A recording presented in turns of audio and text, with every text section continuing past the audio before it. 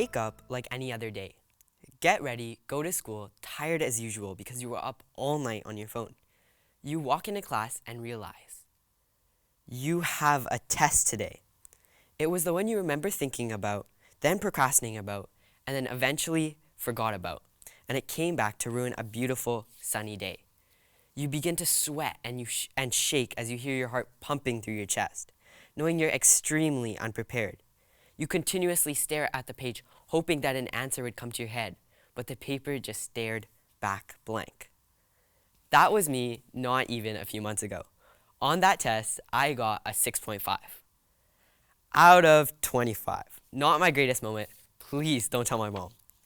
Even though when I saw this grade, it felt like I was at rock bottom. I thought to myself, what had led me to the point? I came to the inevitable conclusion I had no balance in my life. Instead, all I saw was wave after wave of studying coming at me. And instead of learning to surf, I pretended it wasn't coming. I avoided studying, and when the wave hit, the test, it knocked me over. I live in Burnaby, BC, with my two older brothers that set my parents' expectations sky high. Ever since I was little, it felt like I've been involved in 1,000 activities. Volunteering, playing sports, playing an instrument, debating.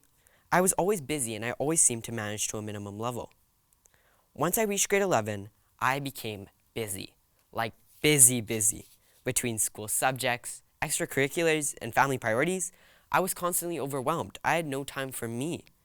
I was constantly tired, unhappy, and unsatisfied with my life. I compared my life to others and became extremely jealous, thinking about how I should be like them, happier, and having more fun. I kept seeing myself as the victim and refused to change anything about myself. I didn't care about balance. I looked at every obstacle and saw it as a mountain too tall to climb. In my defense, no one had taught me how to climb a mountain. People just expected me to know how to climb. This is when I thought to myself about the idea of balance. Was it something you just automatically knew? And once you do it, did everything just magically fit into place? I always thought of balance as being able to manage different aspects of your life while keeping your sanity. When I reflected on the idea of balancing my life, I thought to myself, was it really something I could work on? And was it really worth it? Research suggests that when we're out of balance, we become stressed and overworked. Therefore, we end up putting our physical and mental health at risk. A study conducted of UCL of more than 10,000 workers found that those who worked 3 or more hours longer had a 60% higher risk of heart-related problems. When we see how much our work drains us, and in addition, don't take care of ourselves, we gamble with our health and ignore the ideas of balance.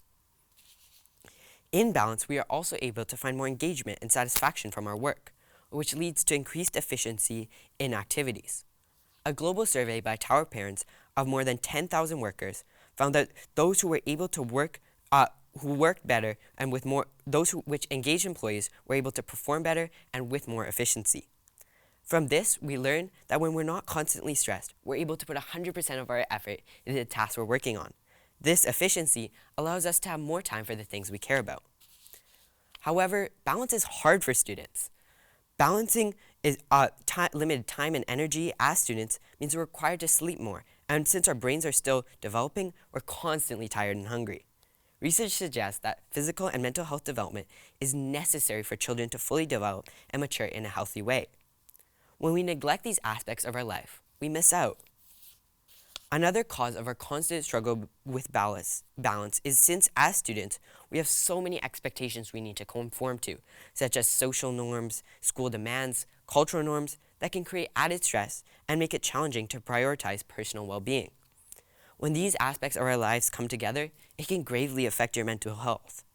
Finally, as teenagers, our lives are dramatically changing, with different huge decisions that could alter what we do in our lives. In life, finding balance requires constant reassessment and readjustment to accommodate evolving priorities. Balancing life is not an easy task. It is like a process or skill that must constantly be worked on. The first step to working on balance is not about time management. You could work as hard as you want, but you can never control time. You can only control yourself. So it is about personal management. The question you must ask yourself every day is, how do I manage myself to make the most out of the day? First, Build priorities and be flexible. You should know what your non-negotiables are and what's most important, but you should also know that sometimes they will change, and your priorities aren't the same as everyone else's. Second, we all have a big support system around us that we're not always aware of. People we can talk to when we're stressed. So make sure you communicate what you need to, about what you can manage and what your limitations are. Third, take care of your health. Sleep, exercise, and eat healthy. It's stuff we already know, but we forget about. Sleep is so important. If you don't get it, you feel stressed, hungry, anxious, cranky. You need it. Exercise releases stress, and eating right keeps you healthy and your mood relaxed. Finally, understand everything in moderation. We're all humans. If you cannot do everything, it doesn't make you any less. Do your best and don't regret what you weren't able to do. Balance is a skill that everyone needs to work on. It is not something you can immediately master, and it takes practice, dedication, and experience.